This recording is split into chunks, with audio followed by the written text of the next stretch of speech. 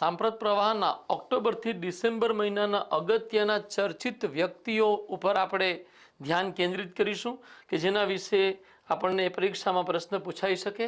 સૌથી પહેલાં ચર્ચિત વ્યક્તિત્વમાં કંચન દેવીનું નામ આવે છે કે જેઓ ICFRE નામના સંગઠનના પ્રથમ મહિલા ડાયરેક્ટર જનરલ બન્યા છે. ડિસેમ્બર મહિનાની જ ઘટના છે. 2 ડિસેમ્બર 2023ના રોજ મધ્યપ્રદેશ કેડરના 1991 બેચના ભારતીય વન સેવા અધિકારી કંચન દેવીને ભારતીય વનીકરણ સંશોધન શિક્ષણ કાઉન્સિલના ડાયરેક્ટર જનરલ તરીકે નિયુક્ત કરવામાં આવ્યા છે. કંચન દેવી આ પ્રતિષ્ઠિત પદ સંભાળનારા પ્રથમ મહિલા અધિકારી બન્યા છે. થોડુંક આ સંગઠન વિશે જાણીશું. ICFRE વિશે. ભારતીય વનીકરણ સંશોધન અને શિક્ષણ પરિષદ પર્યાવરણ વન અને આબોહવા પરિવર્તન મંત્રાલય હેઠળ કાર્યરત એક સ્વાયત્ત સંગઠન છે. આ સંસ્થાની સ્થાપના 1986માં કરવામાં આવી હતી. આ સંસ્થાનું મુખ્ય કાર્ય વન સંબંધી રિસર્ચ છે અને એનાથી જોડાયેલા મુદ્દા છે. થોડા જોઈ લઈશું આપણે. આ સંસ્થાના અગત્યના કાર્યોમાં વન સંશોધન કરવું, ભારતના રાજ્યો અને અન્ય વપરાશકર્તા એજન્સીઓમાં વિકસિત તકનીકોને સ્થળાંતરિત કરવી અને વન સંવર્ધન શિક્ષણ આપવું વગેરેનો સમાવેશ થાય છે. આ સંસ્થાનું મુખ્યાલય દહેરાદૂનમાં આવેલું છે. ખાસ યાદ રાખવા જેવી બાબત. આગળ વધીએ. સેન્ડ્રા ડે ઓકોનર નામના એક મહિલા ન્યાયાધીશ છે જે supreme court of USA United states of અમેરિકાની સુપ્રીમ કોર્ટના પ્રથમ મહિલા તરીકે નિમણૂક પામ્યા હતા 1981માં. તેમનું હાલમાં જ ડિસેમ્બર મહિનામાં નિધન થયું છે. એના કારણે તેઓ ચર્ચામાં રહ્યા. આપણા માટે યાદ રાખવા જેવી બાબત ખાસ અગત્યની મને તો લાગતી નથી કારણ કે અમેરિકાની ઘટના છે.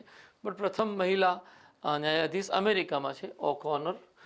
ઝવેરીલાલ મહેતા આપણા ગુજરાતના એક મહાન ફોટો જર્નાલિસ્ટ કે જેમનું દેહાંત 27 નવેમ્બર 2023ના રોજ થયું. 96 વર્ષનું તેમનું આયુષ્ય રહ્યું. ઉત્સાહની સાથે ઘટનાના આબેહૂબ રસપ્રદ વર્ણન માટે તેઓ ખૂબ જ પ્રખ્યાત હતા.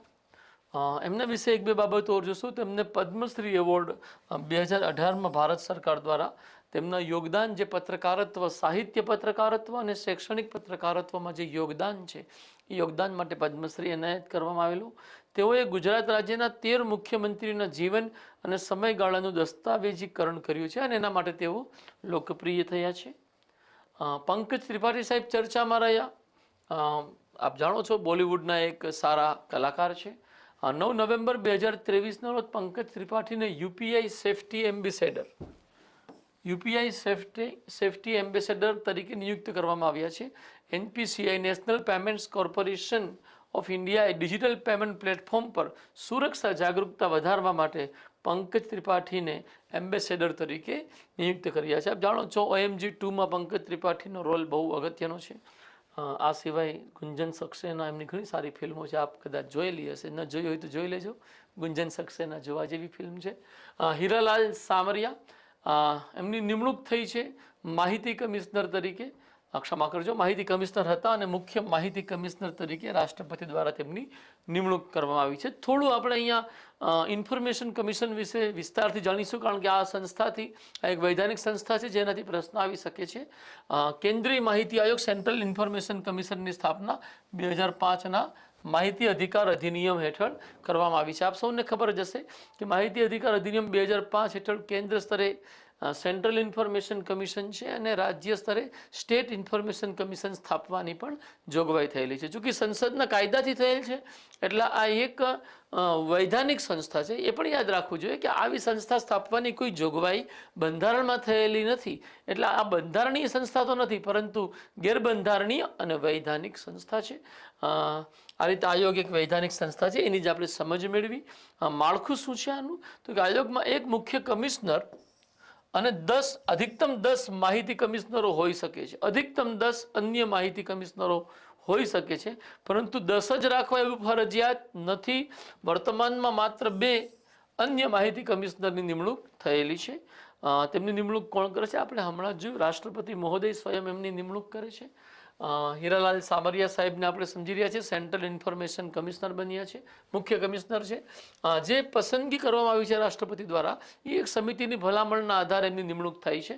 સમિતિની અંતર્ગત વડાપ્રધાન સાહેબ, લોકસભામાં વિપક્ષના નેતા અને એક કેન્દ્રીય મંત્રીને આ સમિતિમાં સભ્યપદ અપાયું છે અને આ લોકો બહુમતના આધારે નિર્ણય લે છે કે કયા વ્યક્તિને ચીફ ઇન્ફોર્મેશન કમિશનરના રૂપમાં એસ્ટાબ્લિશ કરવું. કાર્યકાળ કેટલો હોય છે? મુખ્ય માહિતી કમિશનર અને માહિતી કમિશનર કેન્દ્ર સરકાર દ્વારા નિર્ધારિત મુદ્દત સુધી અથવા તેઓ 65 વર્ષની વય પ્રાપ્ત કરે ત્યાં સુધી, આ બેમાંથી જે વહેલું હોય ત્યાં સુધી હોદ્દો સંભાળે છે. એનું કાર્ય શું છે? આયોગ અરજદારોએ સરકાર પાસે માગેલી માહિતી બાબતમાં જો અરજદારને અસંતોષ હોય તો તે આ આયોગમાં ફરિયાદ અથવા અપીલ કરે છે અને આયોગ આવી ફરિયાદોનું નિવારણ કરે છે. અહીંયા અરજદાર લખ્યું છે, અરજદાર કહીશું આપણે એને. સત્તા શું છે? માહિતી આયોગ પાસે દીવાની અદાલતની સત્તા છે. આ સત્તાને આધીન માહિતી આયોગ કોઈ પણ દસ્તાવેજની તપાસ કરી શકે છે અથવા કોઈ પણ વ્યક્તિને આયોગની સમક્ષ પ્રસ્તુત થવાનું સમન જાહેર કરી શકે છે. આ સિવિલ અદાલતની સત્તા કંઈક આવી જ હોય છે મારા યુવાનો. મોહમ્મદ મુઇઝુ સાહેબ જેઓ માલદીવના રાષ્ટ્રપતિ તરીકે ચૂંટાયા છે, ચીનના સમર્થક છે એટલે થોડીક ચિંતાનો વિષય થઈ ગયો છે ભારતીય ડિપ્લોમેટ્સ માટે. તેઓ ચૂંટાયા છે. તેમણે ઇબ્રાહિમ મોહમ્મદ સોલેહનું સ્થાન લીધું છે. પહેલા રાષ્ટ્રપતિ તેઓ હતા. જે મોહમ્મદ મુઇઝુ સાહેબ છે તેઓ પીપલ્સ નેશનલ કોંગ્રેસના નેતા છે કે જે અત્યારે સત્તાધારી પક્ષના રૂપમાં માલદીવમાં એસ્ટાબ્લિશ થયો છે. રાજકુમાર રાવ બોલિવૂડના એક ઓર સ્ટાર ચર્ચામાં રહ્યા. તેમને ચૂંટણી પંચ દ્વારા નેશનલ આઇકન તરીકે રાજકુમાર રાવની નિમણૂક કરવામાં આવી છે. ઉદ્દેશ શું છે એનો? તો કે મતદારોમાં જાગૃતિ લાવવી અને મતદારોની ભાગીદારી ચૂંટણીમાં વધારવી એવો આપણા ઇલેક્શન કમિશન ચૂંટણી પંચનો શું કહેવાય પ્રયત્ન છે. અને એમાં રાજકુમાર રાવને તેમણે પોતાના નેશનલ આઇકન તરીકે લોન્ચ કર્યા છે, નિયુક્ત કર્યા છે. આની પહેલાં મારા યુવાનો ઓગસ્ટ 2023માં જ સચિન તેંડુલકર સાહેબને, ભારત રત્ન સચિન તેંડુલકર સાહેબને પણ રાષ્ટ્રીય આઇકન તરીકે નિયુક્ત કરવામાં આવેલા ચૂંટણી પંચ દ્વારા. બિશનસિંહ બેદી સાહેબ એક મહાન ક્રિકેટર, મહાન સ્પિનર ભારતીય ક્રિકેટ ટીમના, તેમનું નિધન ઓક્ટોબર 23, 2023ના રોજ 77 વર્ષની વયે થયું છે. બિશનસિંહ બેદી લેફ્ટી હતા, જે એક સ્પિન બોલિંગ નાખતા હતા, લેફ્ટી સ્પિનર હતા. તેમણે 66 થી 79 દરમિયાન લગભગ 13-14 વર્ષનો સમયગાળો છે. 66 થી 79 દરમિયાન 67 ટેસ્ટ રમી અને 266 વિકેટ લીધી છે. તેમણે 22 ટેસ્ટ મેચોમાં આપણી ભારતની ટીમની કેપ્ટનશીપ પણ કરી હતી. તેમને 1970માં પદ્મશ્રી પુરસ્કાર અને 2004માં CK Naidu life time achievement પુરસ્કાર આપવામાં આવેલો. કવિ લુઈસ ગ્લક કે જેઓ નિધન પામ્યા છે હાલમાં ઓક્ટોબર મહિનામાં, જેઓ સાહિત્યનો નોબેલ પ્રાપ્ત કરેલો, એમણે 80 વર્ષની વયે તેમનું નિધન થયું છે.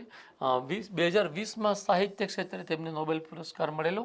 1993માં લુઈસ ગ્લકને તેના કાવ્ય સંકલન ધ વાઇલ્ડ આઈઝ માટે પુલિત્ઝર પુરસ્કાર પણ એમને મળેલો છે. તેઓ અમેરિકન હતા, અમેરિકામાં જન્મ થયો છે એમનો.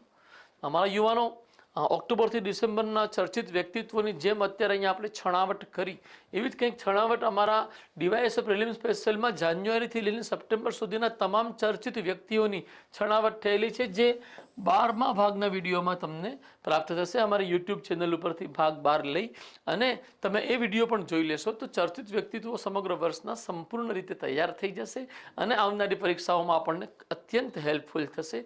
યુવાનો, લેક્ચરને અહીંયા વિરામ આપીશું. કોઈ સમસ્યા, કોઈ મૂંઝવણ હોય તો કોમેન્ટ સેક્શનની અંદર આપના વિચાર રજૂ કરી શકો છો. આ વિડીયોને શેર કરશો તો ઓલું કહેવાય ગાગરમાં સાગરની જેમ તમારું અત્યંત ઓછા સમયમાં સાંપ્રત પ્રવાહ જે રીતે તૈયાર થઈ રહ્યું છે એવી રીતે અન્ય વિદ્યાર્થીઓનું પણ તૈયાર થઈ શકશે.